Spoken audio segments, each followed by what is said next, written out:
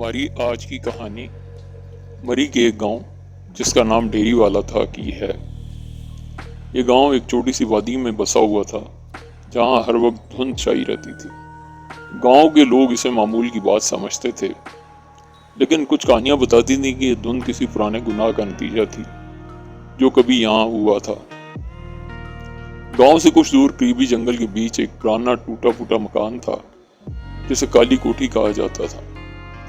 یہ کوٹھی کئی دہائیوں سے خالی تھی اور یہاں جانے کی کسی میں ہمت نہیں تھی۔ لوگوں کا کہنا تھا کہ یہ کوٹھی ایک پراسرار جادوگر کے زیر قبضہ تھی جو 1 صدی پہلے یہاں رہتا تھا۔ کہا جاتا ہے کہ جادوگر نے اپنے تجربات کے دوران کچھ غلط کر دیا تھا اور اس کی وجہ سے گاؤں پر بدروؤں کا سایہ پڑ گیا۔ ایک رات جب بارش ہو رہی تھی اور بجلی چمک رہی تھی، 4 دوستوں نے فیصلہ کیا کہ وہ اس کوٹھی میں جائیں گے۔ ان میں سے ایک رضا جو ہمیشہ سے مہم جوئی کا شوقین تھا، جبکہ باقی 3 دوست سلیم، سلمان، شاہد حوصلہ افزائی کے تحت وہاں جانے پر راضی ہوئے۔ وہ سب اپنے فون اور ٹارچز ساتھ لے کر کوٹھی کی طرف روانہ ہوئے۔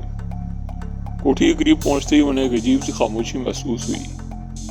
بارش کا شور بھی مدھم ہو گیا تھا اور دھند اتنی گہری ہو گئی تھی کہ انہیں سامنے کا رستہ دکھائی نہیں دے رہا تھا۔ کوٹھی کا دروازہ کھلا ہوا تھا جیسے کوئی ان کا انتظار کر رہا ہو۔ انہوں نے کوٹھی کے اندر قدم رکھا اور فوراً ایک سرد ہوا نے ان کا استقبال کیا۔ وہ ایک بڑے ہال میں پہنچے جہاں پرانے فرنیچر کے ٹوٹے پھوٹے ٹکڑے بکھرے پڑے تھے۔ دیواروں پر پرانی تصویریں تھیں جن میں چہرے دھندلے اور غیر واضح تھے۔ جیسے ہی وہ آگے بڑھنے لگے، انہیں ایک گھنٹی کی آواز سنائی دی، جیسے کسی نے کسی پرانی گھنٹی کو ہلایا ہو۔ یہ آواز اتنی دھیمی تھی کہ شاید کسی اور کو سنائی نہ دیتی، لیکن ان چاروں نے اسے واضح طور پر سنا۔ انہوں نے ایک دوسرے کی طرف دیکھا اور آگے بڑھنے کا فیصلہ کیا۔ وہ ایک چھوٹے سے کمرے میں پہنچے۔ وہاں ایک پرانی کتابوں کی الماری تھی۔ رضا نے ایک کتاب نکالی اور اسے کھولا۔ کتاب میں پرانے تعویذ اور جادوئی نسخے تھے جن کے ساتھ عجیب و غریب علامات بنی ہوئی تھیں۔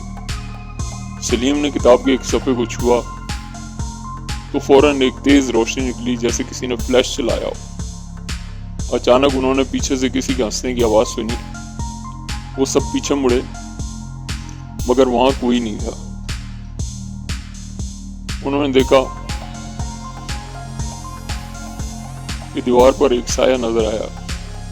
یہ سایہ کسی انسان کا تھا مگر اس کے بازو غیر معمولی طور پر لمبے تھے۔ وہ سب خوفزدہ ہو گئے اور باہر نکلنے کی کوشش کی مگر دروازہ بند ہو چکا تھا۔ رضا نے زور سے دروازے کو دھکیلا مگر وہ ٹس سے مس نہ ہوا۔ اس وقت انہوں نے دیواروں پر پرانے چہروں کو حرکت کرتے ہوئے دیکھا جیسے وہ زندہ ہو رہے ہوں۔ سلیم نے ایک اور دروازہ دیکھا اور سب کو وہاں لے گیا۔ انہوں نے دروازے کو کھولا اور ایک تاریک سیڑھیوں کے رستے پر پہنچے۔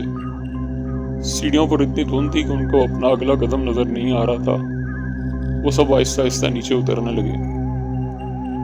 نیچے پہنچتے ہی انہیں ایک اور ہال دکھائی دیا جہاں ایک پرانی میز پر ایک تیزاب سے بھری بوتل رکھی ہوئی تھی۔ بوتل کے پاس ایک پرانا خط تھا جس میں لکھا تھا، جس نے یہ مکان کھولا وہ اپنی موت کو دعوت دے چکا ہے۔ اسی وقت انہوں نے اوپر سے کسی کے چلنے کی آواز سنی جیسے کوئی سیڑھیاں اتر رہا ہو۔ وہ سب ایک کونے میں چھپ گئے اور ٹارچ بند کر دی۔ انہیں کسی کے بھاری سانس سنائی دی جو آہستہ آہستہ قریب آ رہی تھی۔ یہ ایک بوڑھا آدمی تھا جس کے چہرے پر بدروؤں کے نشانات تھے۔ وہ ہال میں آیا، اس نے میز پر رکھی بوتل کو اٹھایا اور شاہد کی طرف دیکھا۔ اس کے چہرے پر ایک خوفناک مسکراہٹ تھی جیسے وہ جانتا ہو کہ وہ لوگ کہاں چھپے ہوئے ہیں۔ اچانک رضا نے ایک پائپ اٹھایا اور اس آدمی پر حملہ کر دیا۔ آدمی نے ایک زوردار چیخ ماری اور فوراً غائب ہو گیا، مگر اس کی چیخ نے کوٹھی کو ہلا کر رکھ دیا۔